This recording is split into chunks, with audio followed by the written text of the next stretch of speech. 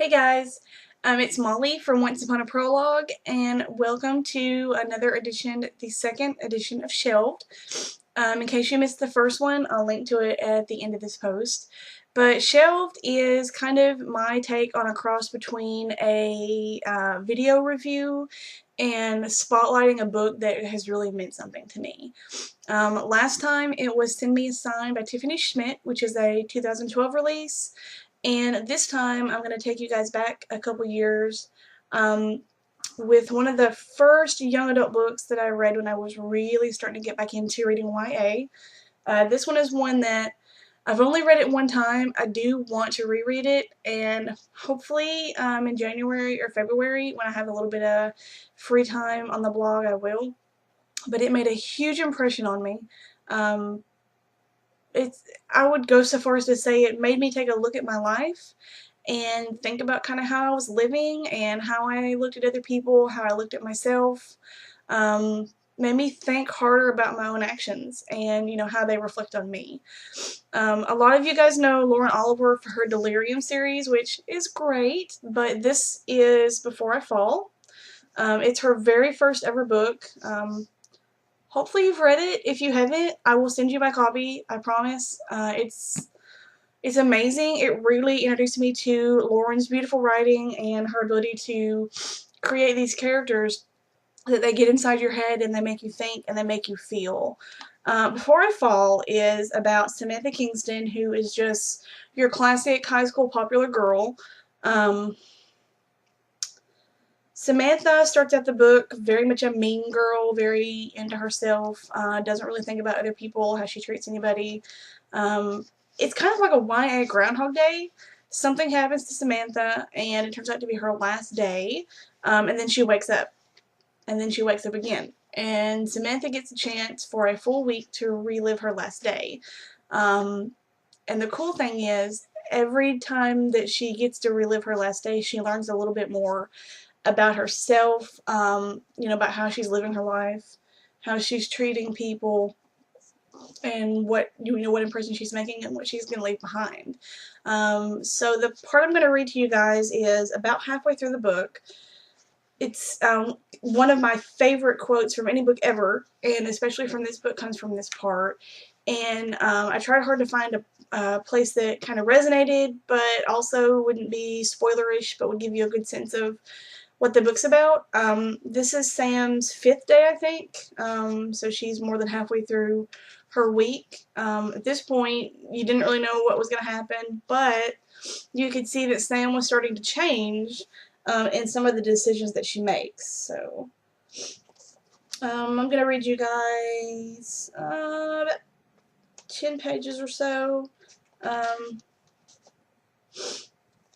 And hopefully, if you haven't read this book, you will consider reading it. If you have read it, maybe I would love to do a reread. I want to do a read along on the blog.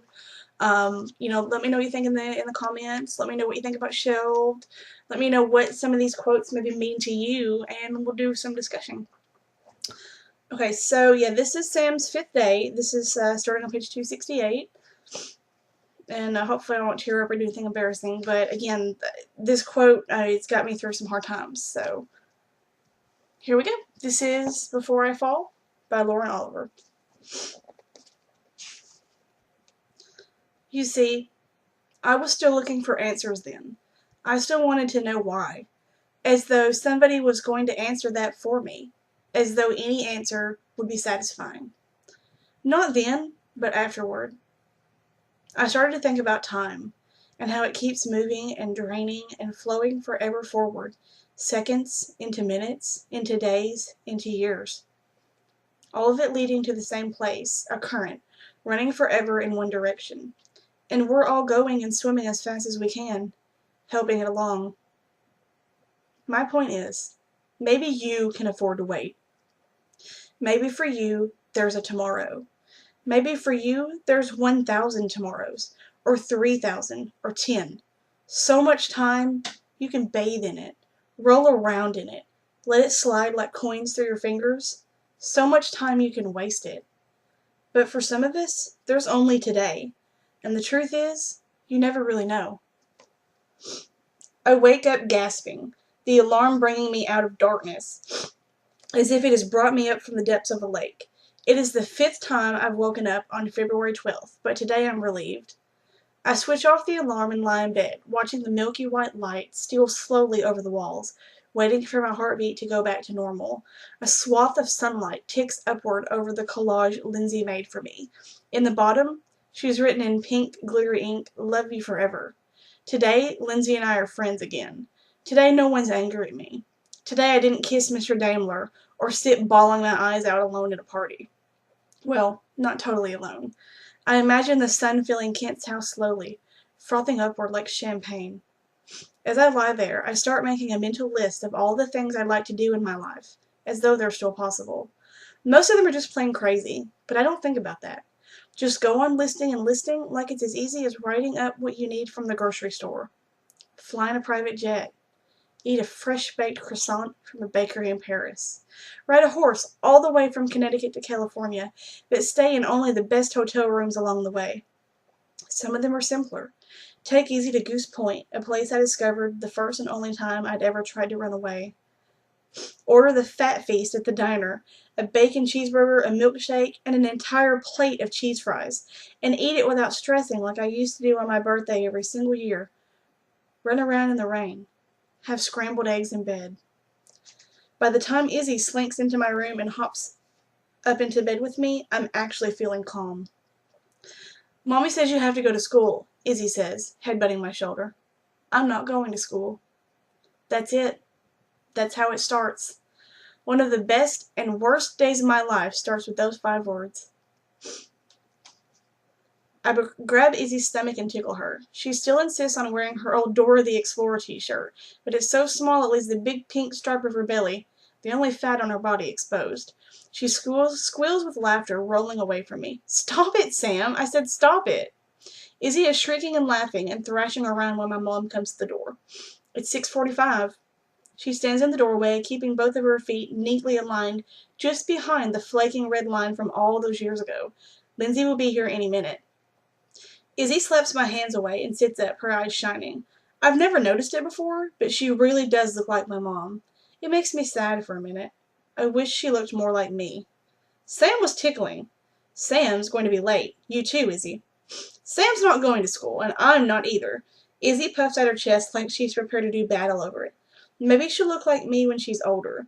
Maybe when time starts marching forward again, even if I get swept out with it, like glitter on a tide, her cheekbones will get high, and she'll have a growth spurt, and her hair will turn darker. I like to think it's true. I like to think that later on people will say, Izzy looks just like her sister Sam. They'll say, you remember Sam? She was pretty. I'm not really sure what else they could say. She was nice. People liked her. She was missed. Maybe none of those things. I push the thought out of my mind and return to my mental list. A kiss that makes my whole head feel like it's exploding. A slow dance in the middle of an empty room to really great music. A swim in the ocean at midnight with no clothes on. My mom rubs her forehead. Izzy, go get your breakfast. I'm sure it's ready by now. Izzy scrambles over me. I squeeze the chub of her stomach and get one last squeal out of her before she jumps off the bed and dashes out the door. The one thing that can get Izzy moving that quickly is a toasted cinnamon raisin bagel with peanut butter. And I imagine being able to give her a cinnamon raisin bagel with peanut butter every single day for the rest of her life, filling a whole house with them. When Izzy's gone, my mom looks at me hard. What's this about, Sam? You feel sick? Not exactly. One thing that is not on my wish list is to spend even 1 second in a doctor's office. What then? There must be something. I thought Cupid Day was one of your favorites. It is, or, it was. I sit up on my elbows. I don't know, it's kind of stupid if you think about it. She raises her eyebrows. I start rattling on, not really thinking about what I want to say before I say it, but afterward I realize it's true. The whole point is just to show other people how many friends you have, but nobody knows how many friends everybody else has. And it's not like you actually get more friends this way, or, I don't know, get closer to the friends you do have. My mom smiles a tiny bit, one side of her mouth cocking upward. Well, you're lucky to have very good friends, and to know it. I'm sure the roses are very meaningful to some people. I'm just saying, the whole thing is kind of sleazy. This doesn't sound like the Samantha Kingston I know. Yeah, well, maybe I'm changing. I don't mean those words either, until I hear them. Then I think that they might be true.